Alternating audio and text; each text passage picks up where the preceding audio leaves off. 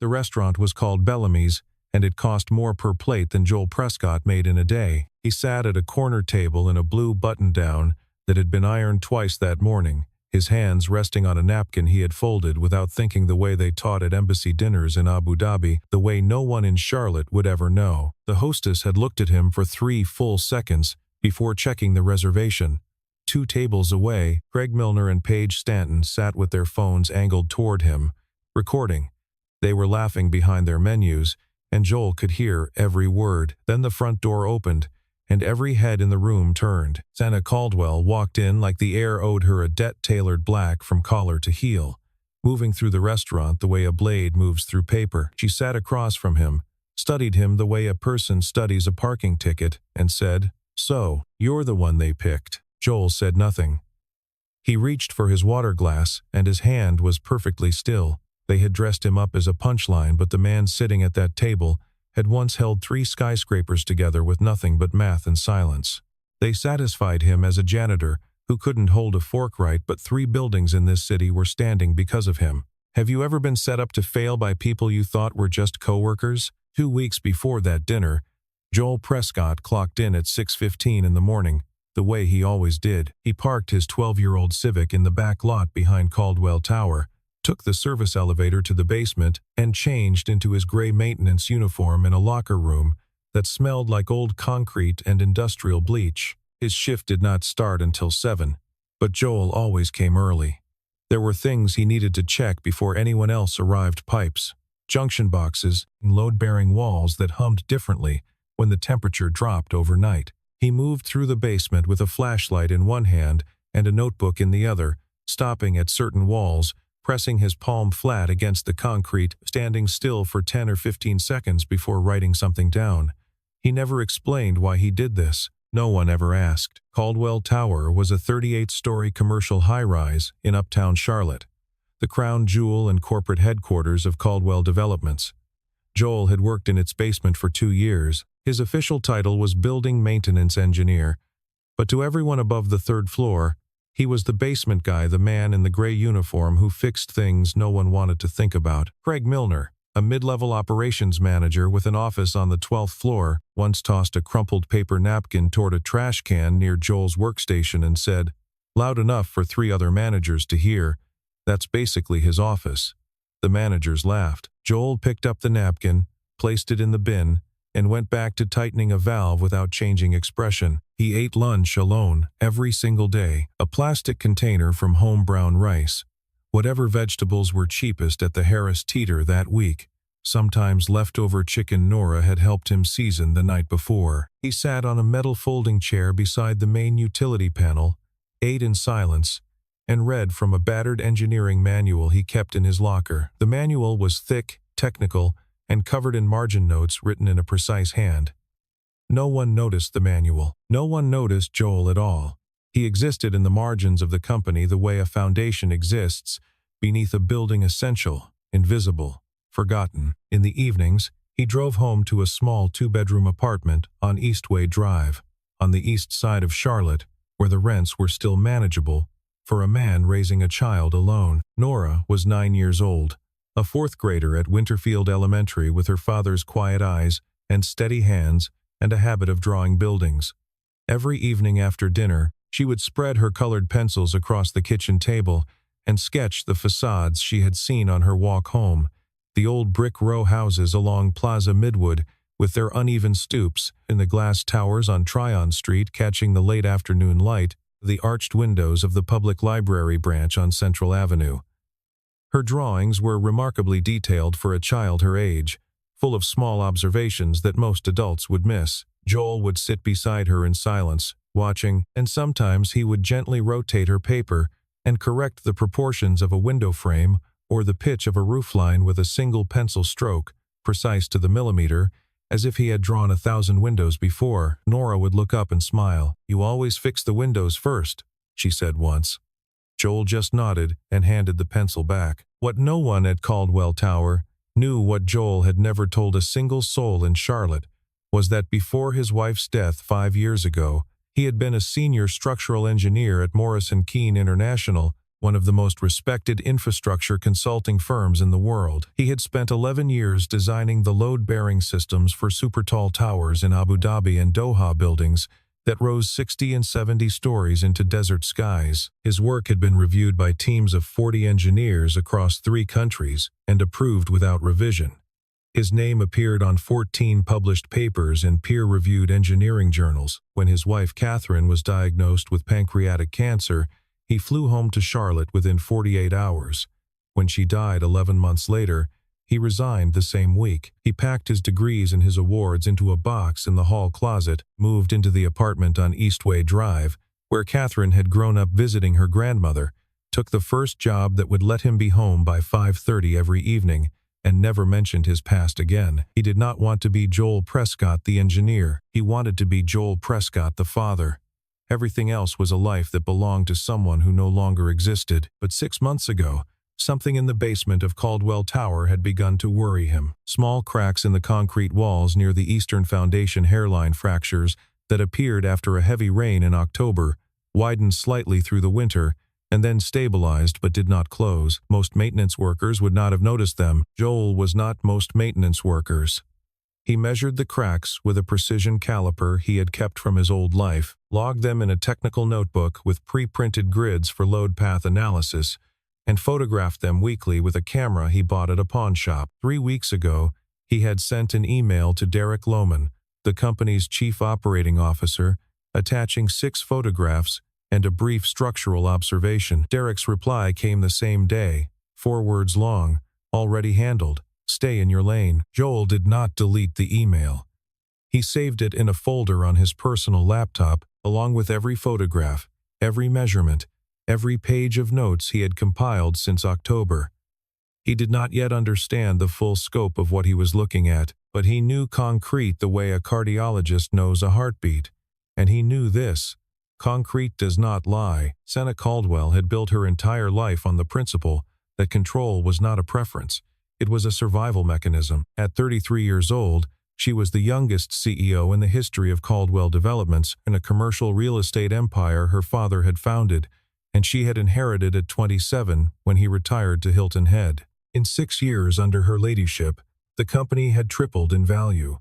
She had personally negotiated the land deal for Meridian Plaza, a 52-story mixed-use tower that would be the most ambitious project in the company's history. She ran board meetings the way a surgeon runs an operating room: no wasted motion, no unnecessary words, absolute command. On the Tuesday before the blind date, she stood at the head of a glass-walled conference room on the 40th floor and delivered the quarterly update on Meridian Plaza to a room of investors and board members. When one board member questioned the construction timeline, citing weather delays and labor shortages, Senna opened her laptop, walked through 14 slides of project data in under 3 minutes, cost projections, permitting status, subcontractor commitments, steel delivery schedules, and said without inflection, "Any other concerns?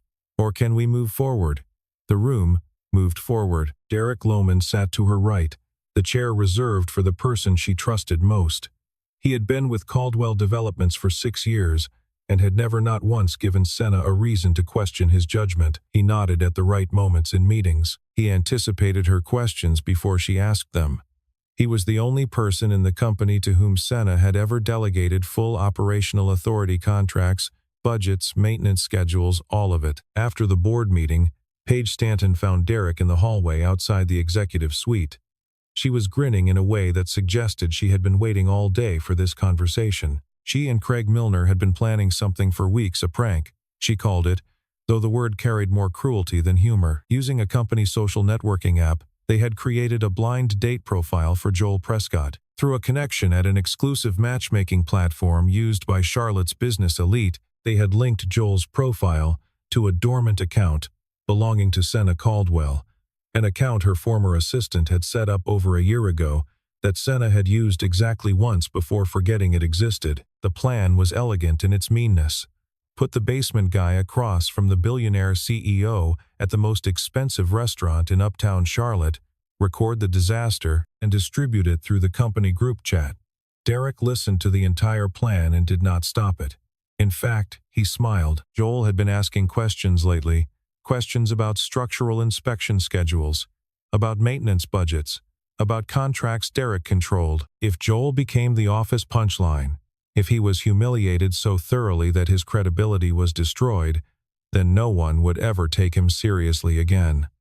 The blind date was not just a joke, it was insurance. Senna received the match notification that evening while reviewing contracts at her kitchen island. She almost dismissed it without looking. The profile photograph showed a man with tired eyes and an expression she could not quite read, not confident, not defeated, something in between. He was not her type. He was not impressive, but her new assistant, who had been quietly lobbying for Senna to have a personal life outside of quarterly earnings reports, glanced at the notification and said, "You haven't gone out in 2 years." Senna hesitated, her thumb hovering over the screen. Then, for reasons she would spend weeks trying to understand, she accepted. The restaurant again. Joel arrived 15 minutes early, because that was who he was, a man who believed that being on time meant being late. He wore the blue button-down, his best shirt, and a pair of dark trousers he had ironed on the kitchen counter that afternoon, while Nora sat cross-legged on the floor doing her math homework. He did not know Bellamy's had a jacket-required dress code. The hostess studied him for a moment, glanced at the reservation name on her screen, a name the restaurant recognized, and seated him without comment. Craig and Paige were already in position at a window table, their phones propped discreetly against a breadbasket with a clear sightline to Joel's table. The company group chat was active. 23 coworkers were watching Craig's live stream, sending laughing emojis, and placing bets on how long the date would last. Senna arrived at exactly 7:30. She wore black from neck to wrist, fitted, minimal, expensive in the way that required no labels. When she crossed the dining room, conversations paused. When she sat down across from Joel, something shifted behind her eyes. She recognized him not by name, not by any personal detail, but by context. The gray uniform, the basement corridor, the man who was always somewhere in the background of the building she owned, but never anywhere that registered. She did not say this out loud. She simply looked at him the way a person looks at a clerical error, and the temperature at the table dropped. The conversation was brief and clinical. Senna asked what he did. Joel said, "I maintain buildings." Senna heard janitor. She picked up her menu, scanned it without reading, and glanced at her watch. Joel noticed. He did not react. Then Craig materialized at the tableside, wearing a grin that had been rehearsed in front of a bathroom mirror. "Joel?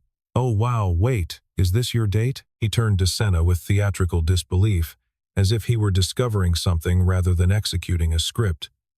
"You know he fixes toilets for a living, right? At your building." Paige was 3 steps behind him, phone raised at chest height, recording everything. 2 servers stopped mid-stride. A couple at the next table looked away in embarrassment that was not theirs to feel. The restaurant went quiet in the particular way that public humiliation demands, not silent, but suspended, as if the room itself was holding its breath to see what would happen next. Joel set his knife down slowly. He looked at Craig not with anger, not with shame, but with the kind of absolute stillness that unsettled people because they could find nothing in it to react to. No wound, no fury. Nothing to weaponize. Then he turned to Senna, and his voice was steady and low. "I'm sorry you were part of this. You didn't deserve it either." He stood, reached into his back pocket, and placed 4 $20 bills on the white tablecloth, enough to cover both meals at a restaurant where he could not afford the appetizer. Then he walked out. He did not look back. He did not hurry. Senna sat alone at the table for a full minute after he left. Craig was still talking, still performing for the phone. Paige was replaying the footage. But Senna was not listening to either of them. She was staring at the money Joel had left behind. $80. She knew exactly what maintenance workers at her company earned. She had approved the pay scale herself. $80 was nearly half a week of take-home pay for a man in Joel's position. He had just paid for a dinner he did not eat, at a restaurant that had barely allowed him through the door, for a woman who had looked at him like a mistake, and he had not hesitated for a single second. Senna picked up the bills, put them in her purse, and left the restaurant without speaking to anyone. 2 days later, Joel returned to work at 6:15, the same as every morning. The video from Bellamy's had traveled through the company overnight like a low-grade virus, not dramatic enough to trigger an official response, but persistent enough to infect every break-room conversation and hallway glance. Someone had printed a screenshot from the live stream and taped it to Joel's locker. Joel, sitting alone at the table, small against the white tablecloth, looking like a man who had wandered into the wrong life. Joel peeled the photograph off the metal door, folded it once, and dropped it in the trash without expression. Senna convened an internal meeting that morning, not to defend Joel, but to protect her own image. The video featured her, and Senna Caldwell did not appear in content she had not authorized. She ordered the footage deleted from all company channels, and issued formal written warnings to Craig Milner and Paige Stanton. Derek sat beside her through the entire meeting, and shrugged when she finished. It was just a joke, Senna. No harm done. But something had changed in the way Senna thought about the man in the basement. It was not sympathy. Senna did not operate on sympathy. It was a question she could not resolve, and unresolved questions made her restless. That afternoon, she pulled up the basement security camera feeds from her office terminal, a privilege available only to the CEO. She expected to see a man pushing a mop or tightening a pipe fitting.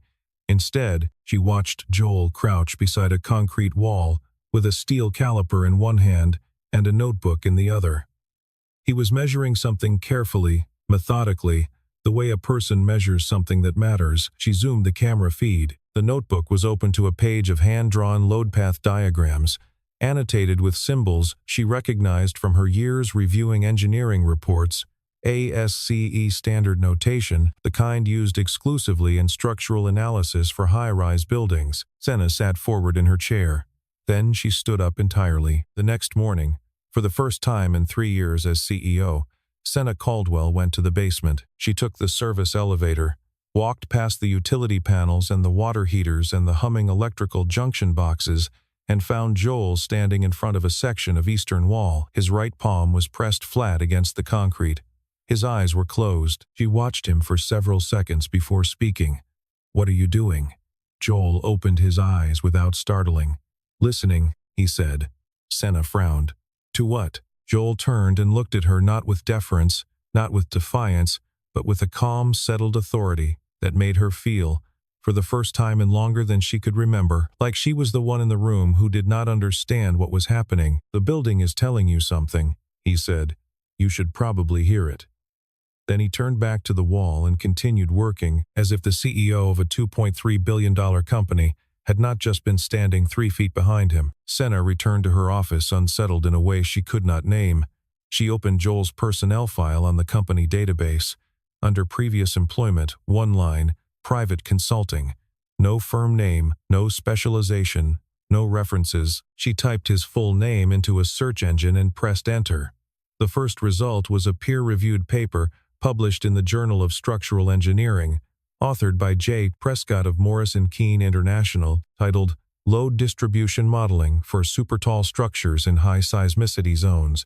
She read the title twice. She did not click on it yet, because at that exact moment, an alert from the building's structural monitoring system flashed across her screen. The sensor on the 12th floor of Caldwell Tower had triggered a deformation warning. Abnormal stress detected in a primary load-bearing beam on the eastern side of the building. Derek was in her office within 8 minutes.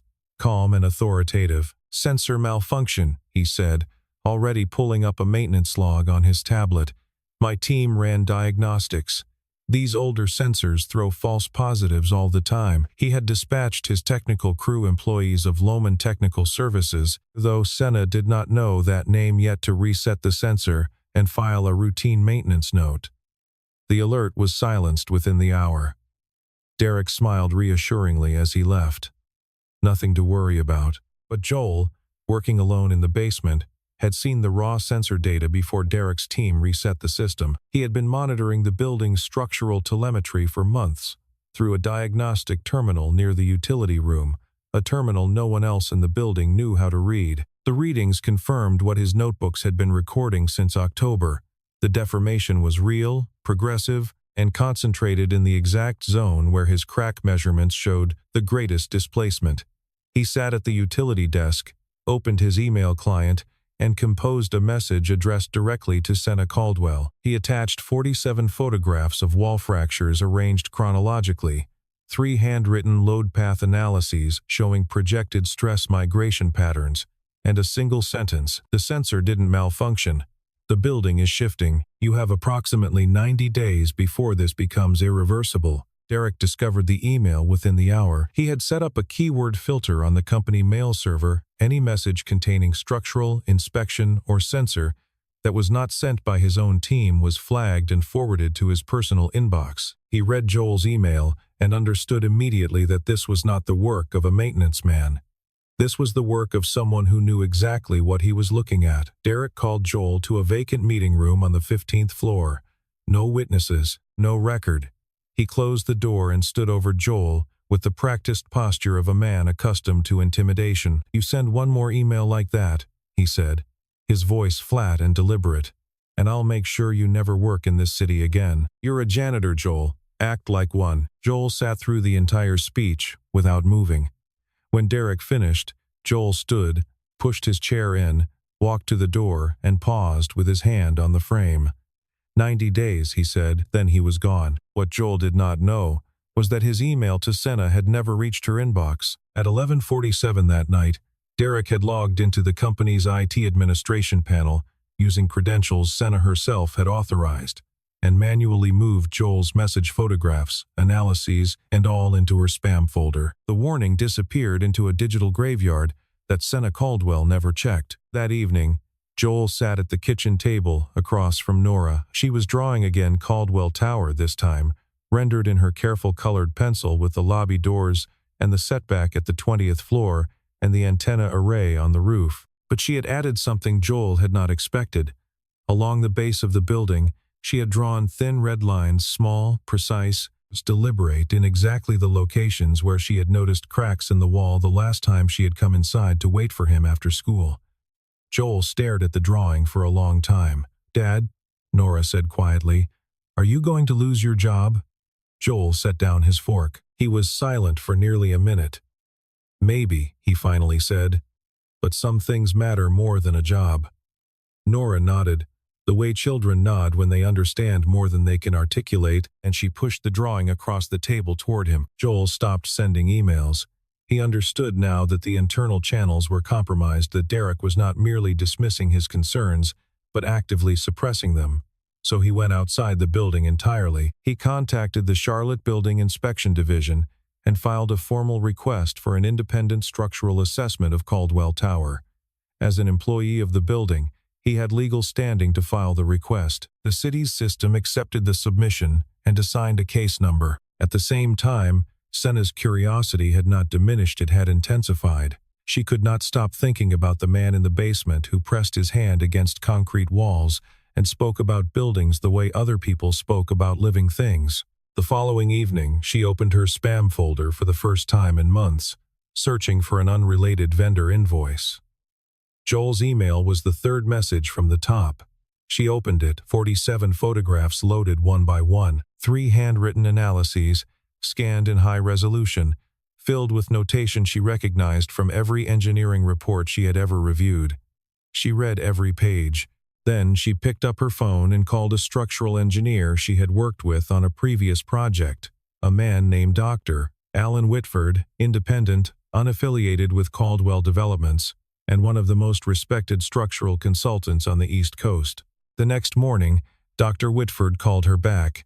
He was quiet for a long time before he spoke. "Whoever wrote this has performed load path analysis at a level I would expect from someone with at least 15 years of high-rise structural experience. The methodology is consistent with international engineering standards for super-tall construction. Where did you find this person?" Senna did not answer. She was already connecting the pieces, the personnel file that listed only private consulting, the Google result she had not yet clicked, the engineering notebook in the basement, the closed eyes, and the flat palm against the wall, the sentence that had stayed with her for days. "The building is telling you something." She did not confront Joel. Not yet. There was another question she needed answered first. Why had Derek buried the email? Derek, meanwhile, received an automated notification from the city's inspection portal. A formal request for structural review of Caldwell Tower had been filed by an employee named Joel Prescott. Derek understood in an instant that this was no longer a manageable annoyance.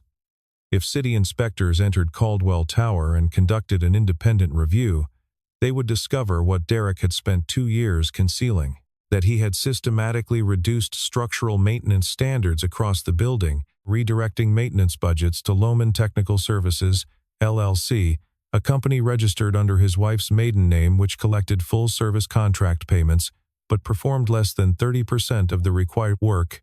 The remaining funds, $4.2 million over 24 months, had been absorbed as profit. Every inspection report filed under Derek's authority during that period had been either falsified or fabricated from templates. Derek worked through the night.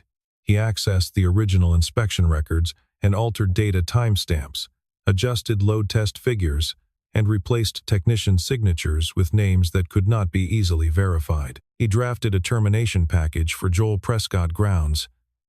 Unauthorized contact with an external regulatory body without company approval, a violation of the employee conduct policy he had written 18 months ago for exactly this kind of situation. He scheduled the disciplinary hearing for 9 the following morning, a time when Senna would be in Raleigh for a regional developers conference. He chose the timing deliberately. He did not know that Senna had quietly canceled her trip. The hearing convened in the 15th floor conference room at 9 sharp. Derek sat at the head of the table. To his left, Craig Milner, Paige Stanton, the head of human resources, and 2 members of the executive management team who reported directly to Derek and owed their promotions to his endorsement. Joel sat alone at the opposite end of the table in his gray maintenance uniform. His hands were flat on the surface. His expression revealed nothing. Derek opened the proceedings with clinical professionalism. He read from a printed document a catalog of violations he attributed to Joel Prescott. Unauthorized communication with the Charlotte Building Inspection Division, unsanctioned correspondence with the CEO containing unverified structural claims, and conduct likely to cause reputational damage to Caldwell Developments. Craig leaned back in his chair and added, as if contributing to a performance review, he's just a maintenance guy who thinks he's an engineer. No one in the room corrected him. Joel did not speak. He did not defend himself. He sat and waited the way a man waits, who has already decided that the outcome of this meeting does not matter as much as the truth he carries in a canvas bag at his feet. Derek delivered the verdict: immediate termination. Joel would have 30 minutes to collect his personal belongings and surrender his building access badge. Then the door opened. Senna Caldwell walked into the room. She was not in Raleigh. She did not sit. She walked past every chair, past Craig and Paige and the HR director, past Derek himself, and stood at the head of the table. The room recalibrated the way a room does when the actual authority enters. Derek's expression held, but his hands moved to the edge of the table. Senna opened her laptop, turned the screen to face the room, and displayed Joel's email, the one Derek had moved to spam. 47 photographs, 3 structural analyses, 2 timestamps, one showing when the email was originally sent, and one showing when it was manually rerouted. "Why was this in my spam folder?" she asked. Derek's response was immediate. It was flagged automatically. System error. Senna clicked to the next screen, a log from the company's IT administration panel. "I checked the server log. It was moved manually. From your admin account." At 11:47 p.m., she let the silence carry. Craig put his phone face down on the table. Paige stopped fidgeting. Senna opened a third screen, Dr. Whitford's written assessment, confirming that Joel's structural analysis was accurate, methodologically sound, and demonstrated expertise consistent with senior-level international high-rise engineering practice. She turned to Joel. "Mr. Prescott, the independent engineer I retained says whoever wrote this analysis has structural experience at an international level. Is that accurate?" Joel was quiet for several seconds. The room waited. Then he spoke, and his voice carried no drama, no self-pity, no performance. "I worked on 3 towers in the Gulf. Before my wife died, no one moved." Craig, who had called Joel a maintenance guy less than a minute earlier, leaned back in his chair as if the floor beneath him had become uncertain. Paige stared at the table. The HR director looked at Derek. Derek looked at Senna. Derek recovered first. "That doesn't change the fact that he violated company protocol. He contacted a city agency without authorization." Senna cut him off. "This meeting is suspended. Nobody leaves this building. She closed her laptop, walked out of the conference room, and made a single phone call from the hallway. The man who answered was the chief building inspector for the city of Charlotte. "I need your team at Caldwell Tower," she said. Today, 3 hours later, the 40th floor boardroom held more people than it had been designed for. Senna had convened an emergency session. The full executive leadership team, all department heads, the independent engineer Dr. Whitford, and 2 inspectors from the Charlotte Building Inspection Division who had arrived with measuring equipment and hard expressions. Joel Prescott sat at the conference table for the first time in his 2 years at the company. No one commented on his uniform. Senna asked Derek to present the building's structural inspection records for the previous 24 months. Derek stood and delivered a presentation that was polished, data-rich, and entirely clean, consistent inspection intervals, passing scores, no anomalies. It was the kind of report that could survive a board audit. It was also a fabrication built on altered timestamps and invented technician names. Senna turned to Joel. "Mr. Prescott, show us what you found." Joel stood. He had no laptop, no projector, no slides. He walked to the whiteboard at the front of the room, opened his notebook, and began to draw. From memory, without references, without pausing, he mapped the complete load distribution architecture for floors 8 through 14 of Caldwell Tower. Column positions, beam spans, connection details, shear values at each node, tributary area calculations. Every number was exact. Every line was drawn with the steadiness of a man who had spent a decade drawing the skeletons of buildings taller than this one. The room watched in absolute silence as a man in a maintenance uniform diagrammed the structural anatomy of their building with more precision than the engineering firm they had hired to design it. Joel set his notebook on the table, opened to the pages containing his chronological crack photographs, and said, "Mr. Lohman's reports show structural inspections every 90 days. I have been in the basement of this building every single day for 2 years. There were no inspections. I would have seen the equipment. I would have seen the crews. They were never there." The city inspector turned to Derek. "We need the original inspection files, signed copies, with technician credentials." Derek said he would have them sent over. The inspector shook his head. "Now, Mr. Lohman."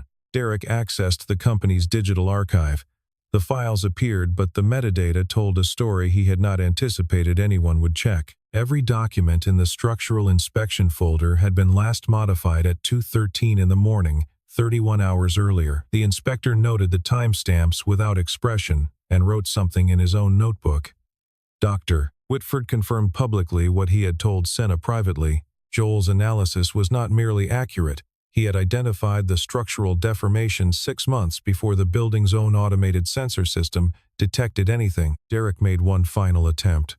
He turned toward Joel and said, "He's a maintenance worker. He has no active credentials, no engineering license, no authority to make claims about this building's structural integrity." Joel did not respond.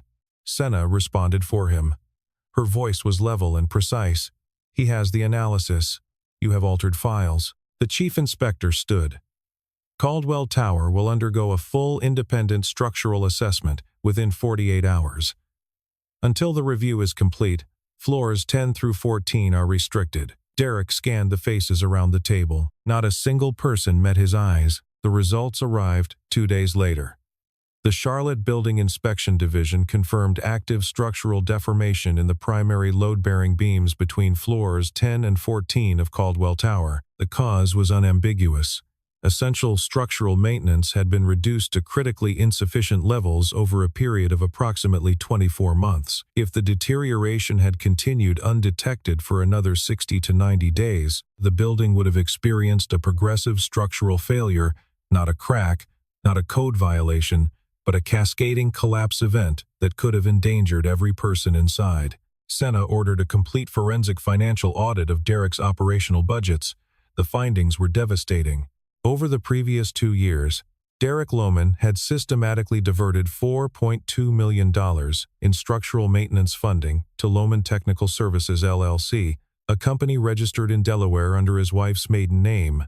The company had been awarded 7 full-service maintenance contracts by Derek's own office and had completed less than a third of the specified work. The remainder inspections that were never performed, repairs that were never made, materials that were never purchased existed only on paper. Every report Derek had filed was either falsified from a template or fabricated entirely. But the investigation uncovered one more thing, something no one had anticipated and no one had authorized. Joel Prescott, working alone during night shifts and weekends over the previous 6 months, had quietly reinforced several of the most critical structural weak points in the basement infrastructure. Steel bracing plates bolted to compromised column bases, epoxy injection into active cracks to slow propagation, load transfer shims positioned at bearing points where the original supports had begun to shift. He had purchased every material himself, receipts from a construction supply warehouse on South Boulevard, paid in cash, totaling just over $3,200. Dr. Whitford examined the reinforcement work and said, in a tone that carried no emotion but absolute certainty, if he hadn't done this, the failure sequence would have initiated approximately 3 months ago. Senna read the complete audit findings to the assembled executive team in the same boardroom where, 48 hours earlier, Derek Lohman had tried to fire the man who had saved the building. Derek rose from his chair and attempted to speak. Senna raised one hand. She did not say a single word, and Derek stopped mid-breath. Senna turned to Joel. Her voice was quieter than anyone in the room had ever heard it. You tried to tell us. We didn't listen. I didn't listen. Joel looked at her. He nodded once, almost imperceptibly. Derek was terminated effective immediately. Craig Milner and Paige Stanton were suspended pending a full internal conduct review. The complete investigative file, falsified inspection reports, financial records, IT server logs, email routing data was referred to the FBI's Charlotte field office because Caldwell Tower held active lease agreements with 2 federal government agencies, making Derek's fraud a matter of federal jurisdiction. As Derek walked toward the boardroom door, he stopped. He turned and looked at Joel, the man in the gray uniform, still seated at the table, still quiet, still present in the room from which he had nearly been expelled. You were nobody, Derek said. Joel met his eyes. His voice was low, unhurried, and carried the weight of a man who had spent 2 years listening to a building speak and had finally been heard. I was the only one keeping your building standing. Derek left. No one followed.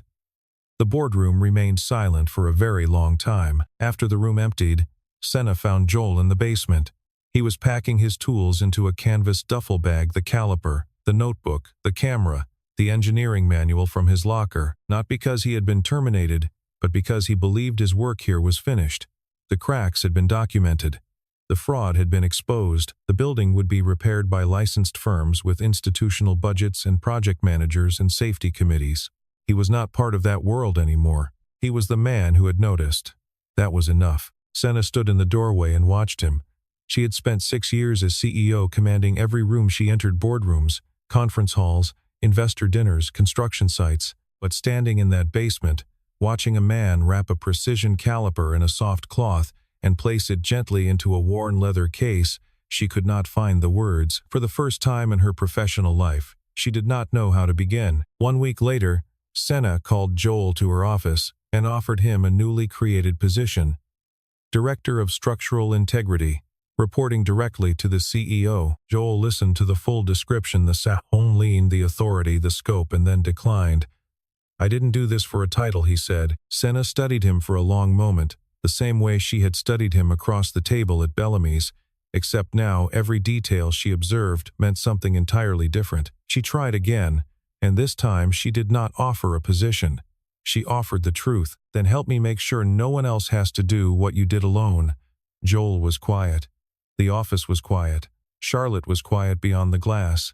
Then he said, I'll think about it. That evening, Joel picked Nora up from Winterfield Elementary. She burst through the school doors and ran to him the way she always did, backpack bouncing, arms wide, the whole world compressed into the distance between the door and her father. On the drive home, she asked, Did you fix the building? Joel glanced at her in the rearview mirror. I think so. Nora considered this with a seriousness that belonged to someone much older. Good, she said.